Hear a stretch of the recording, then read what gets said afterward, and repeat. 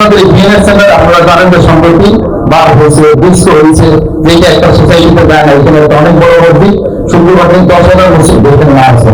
অথচ এই মসজিদের পাশেই আমি কিছুদিন আগে সকালে হাঁটতে এসে দেখি ভবনে একদম ফজরের পর হয়ে আসছি, যেভাবে হেলে হেলে মেয়েরা বের করতে আছে, কেউ তাকে ধরতেছে, একজন আরেকজন ঘুরিয়ে গেছে, মানে এই পরিবেশ বাস্তবে না একটা বুঝে যাবে না।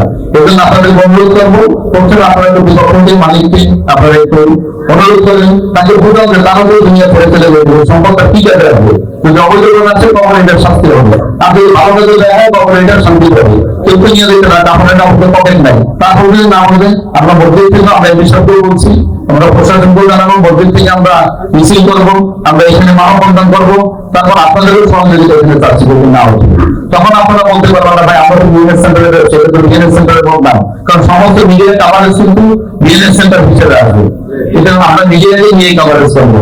এই জিনিসটা আপনারা আগে বলবেন, যদি প্রয়োজন হয় আমরাও যাবো, গিয়ে ভাইকে বুঝাই, তো টাকা দরকার আছে কিন্তু সব টাকা তো মুসলমানের দরকার নেই, এটা বুঝতেই হবে।